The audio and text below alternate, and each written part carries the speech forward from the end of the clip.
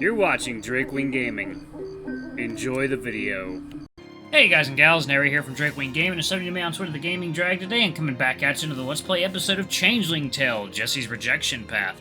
Before we jump into it, y'all, just wanted to let y'all know that our Patreon is now up, and for as little as $5, y'all can help support the channel and get some awesome rewards like permanent access to our community Discord server and full access to upcoming Not Safe for Work videos. Anyway, y'all, that's as little as $5. Just go ahead and jump right back in. Alarm chain, you were up. Let's go. Alright, one night stand. You should be walking me home, Mr. Campbell. A girl like me needs her beauty sleep. For just a second, she refuses to let my collar go. I hold her gaze and consider kissing her again. Every time we played Fairy Kingdom out in the hills, you got to be princess then, didn't you? Most certainly. I was the fairest of them all. Eventually, you're still the fairest, by leaps and bounds. Jessie smiles and takes my hand as we amble down the hill together. Hazel has thankfully not strayed far and is munching on a patch. My horse could be off racing in the Air Grand National for all I care. Right now my mind's completely on the woman beside me. A glimmer of hope shines through the tipsy haze that even our race couldn't quite clear. Perhaps I'm not just another face to Jessie after all. Banger. Banger. Put a bun in the oven.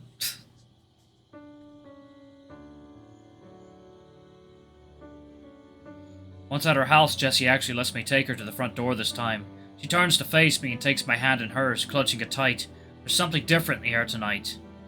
Why don't you come in? It's late. The lights are out and her sisters must be asleep.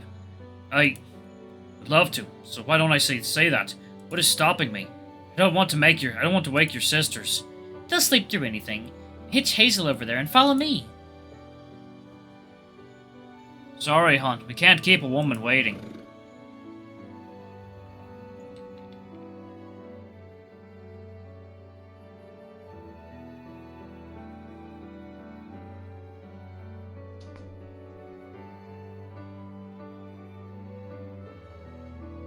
She leads me to her bedroom and quietly closes the door. I follow her lead as she grabs a bottle of whiskey out from under her mattress and cracks it open, drinking straight from the top.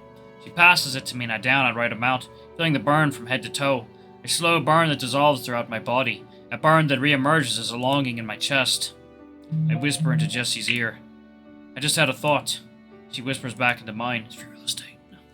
What were you thinking? I was thinking I desperately want to kiss you again. Then you probably should. That lip bite. Look at that lip bite.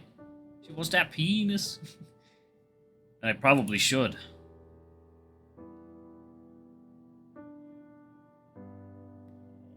I slip my hand around to the back of her neck and pull her into me, pressing my lips against hers to makes my blood rush warm. My body aches with desire. My head spins from alcohol and arousal. She clings to me, passionately running her hands down my back and lower. We kiss, each tasting more delicious. Jessie's lips are damp and soft. Her tongue slips in and touches mine. Soon we are entangled. Our lips, mouths, bodies. It is at once harmonious and disruptive. Nothing is the same anymore. I wonder what this will all mean in the morning. It's all too easy to push the thought aside, as I glide my thumb down her cheek. It's as if I can feel every soft hair on her face. I pull away and look directly in her eyes. She seems to unconsciously close them. I wait for them to reopen and tilt her head back. Malcolm, I pull her back in and kiss her hard. I'm overcome with excitement and fear of the unknown. Her lips are silky with lipstick that smears lightly across her mouth and mine. Her teeth keep finding their way to my lips, and we link almost carnivorously, mouth to mouth for what feels like hours, kissing, exploring, our hands following the curves of each other's bodies.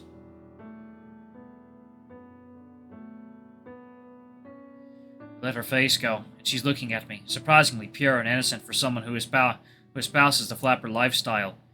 Maybe we should slow down. Inside, though, I am longing. I want you to stay tonight. With me. Oh my. I try to find the right response, wanting in the moment to tell her more than I should. Thank you, Jessie. One more thought escapes my mouth. Jessie. Yes? I still think you let me win that race.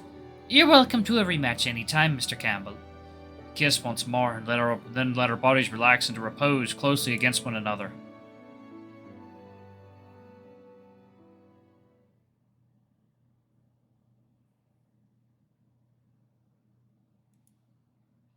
Alright. Second, y'all. Water time.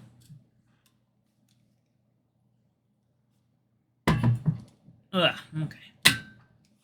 Oh, 1 second, y'all. Let me tell my partner to pick up some water at the store.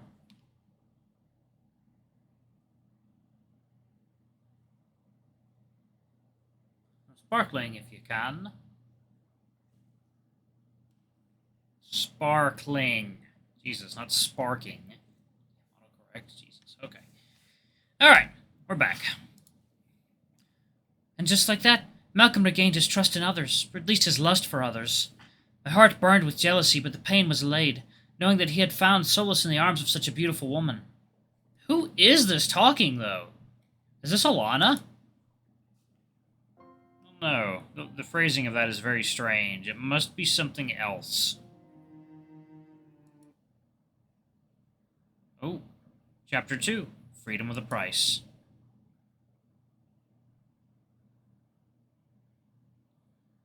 I lay in her bed with my eyes closed.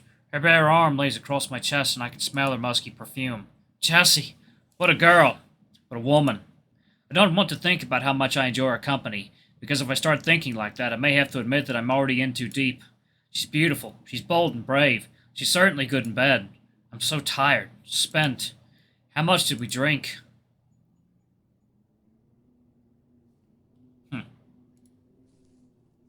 Uh-oh. Some sounds coming from outside draw me out of my sleep. Groggy, I open my eyes and turn to the window. It's still dark out, but the moonlight dimly illuminates the landscape. Nothing is out there. Whatever it was, it has interrupted the best dream I've had in months. Not that any dream compares to the dream lying beside me. Memories of the evening before flood back, and I smile. I wonder, was this a one-night stand, or something more? Does it really matter? I'm too tired and too sober to think about it. I cling to the fading vision of a dancing girl in a tiny dress as I will myself back to sleep.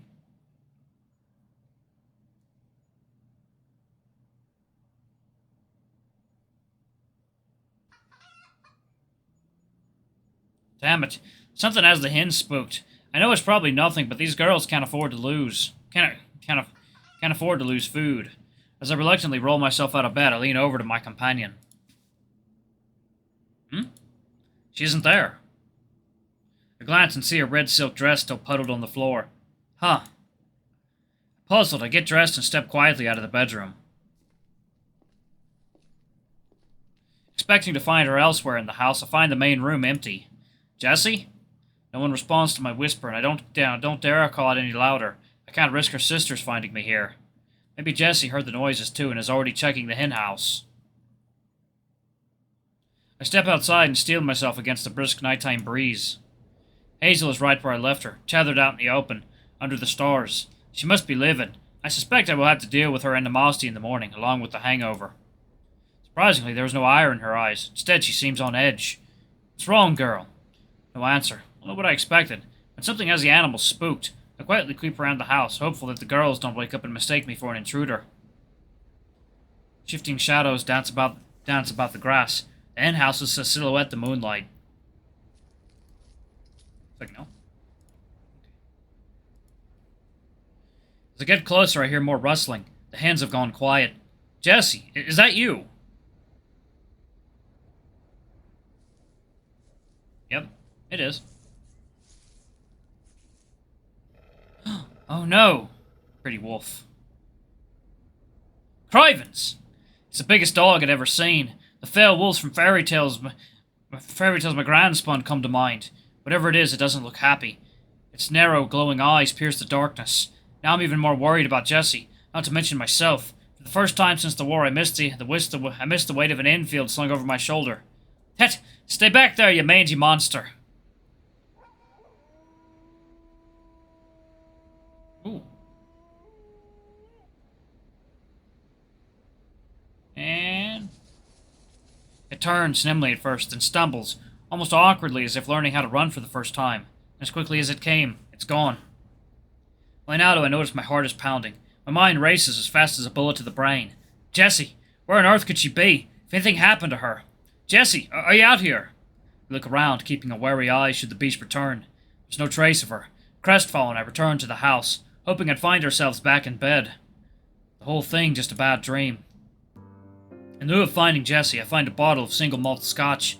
As the night draws on, the liquid draws down. I can't fall asleep now. I'm worried about the whiskey helps me think. At least that's what I tell myself. Would she have snuck out of the house with her sisters and me still asleep inside? And she made good on her promise and take off for the city in the middle of the night.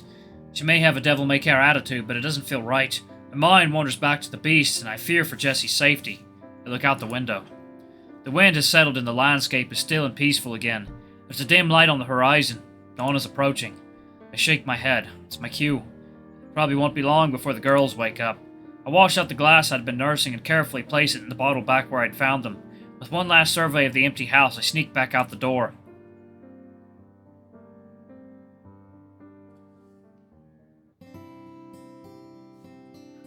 Inn and Free Horse. Or, I said Free House. Inn and Free House. Where's the Free House? I ride my ornery and sleep-deprived steed for what feels like an hour, but never return home. The sun rises as we draw close to the pub. I tell myself maybe she's there. Maybe I'll find her serving eggs and bacon and flirting with the overnight guests. But really I want another drink. I know they won't be serving anything strong for hours, but I'll do anything to drown these nagging fears. Reality hits me harder the more I walk. This girl. We danced. Made love. Her personality is like a shining beacon at the end of a dark and ugly tunnel. Now either she's missing, or has left me alone and confused. Either answer leaves me sickened. I just want to find Jessie.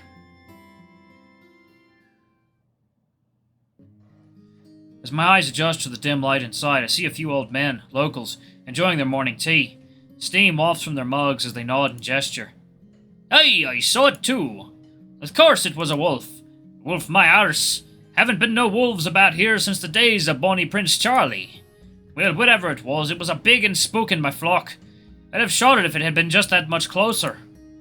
Aye, with my eyesight it'd have needed broad daylight. Ha! Too true. I just hope it hasn't set loose on the herd of anyone we know. Aye, the first year we don't have to send our lambs to old Tommy Atkins, and we have a bloody poaching beast on the loose. What lives in the heart of a wolf is a dark and bitter seed. Look, it's not a wolf. As the two banter on about the beast, I realize this might not be the best place to allay my worries after all. The drink can wait, but... I run a hand through my hair and approach them. Say, have any of you seen Jessie McLeod? She said she'd swing by my house last night, but never showed. It's a long shot, I know, but I can't shake the thought of Jessie, alone or missing somewhere. Second hill. The two look a bit taken aback by the disheveled man standing in front of them, but they recover quickly enough. No, not I. Boy, did you have an evening fling planned? The two laugh, but I don't join in. I'd just like to know where she is. My gran has been asking after her. Hasn't seen her in quite a long stretch, that's all. Been worried more than anything. Well, sure, we can let you know if we see her around. We can let her know you're calling after her. And your heart is broken that she stood you up. More laughter. It churns my stomach, even though I know they mean no harm. I keep the pain inside, thanking them. I turn around and start toward the door. Ahoy, Malcolm! I wish Bulgaire hadn't spotted me. I'm still unclean from last night and smell like whiskey. You look a mess, Mr. Campbell. Can I get you tea? Coffee? I can't really turn him down. As much as I'd love to fall in a drunk heap at his feet, I know coffee's my best bet right now. Coffee, thank you. That's what I've been needing about now. I'll get you some brew, fresh off the stove. I make a vain attempt to look presentable and take a seat. He comes out with a kettle and pours me a mug full of steaming liquid. I blow on it briefly, trying not to look him in the eye. I sense that he knows I should be out this time of the day, looking like I just left the pub, smelling like it too. How about you? Did you hear the wolf last night? I nod. Saw it too. Fearsome thing. Wish I had my rifle. Hun, and a fine thank you, but His Majesty's armory be holding onto that when you come home. Was the same in my time. He leans in closer. But a man needs a gun on the farm. It's not wee beasties after your lambs. It's shifty-eyed bastards come to lighten your stocks. These have been hard times. The village is hurting, my boy. There's not enough to go around. I've heard. I'll be careful. Ha! Mr. Campbell, it's not you I'm worried about. We fight overseas for king and country, but who does that leave to keep the peace at home? The old publican puffs his chest out in pride. Mind, I've still got some pluck in me, but the rest of this lot? Too old for this sort of thing. What sort of thing? Malcolm, my boy. This beastie needs ridden. As I sip my coffee, I frown and remember how it stumbled. Fierce it may have been, but something seemed off. Alright, y'all, I'm going to go ahead and pause it right there. Thank you all so much for watching. Don't forget to like, comment, subscribe, ring that notification bell, and check out the Patreon if you can. It always helps. Anyway, until the next video, I love you all. I'll see you next time. Bye-bye!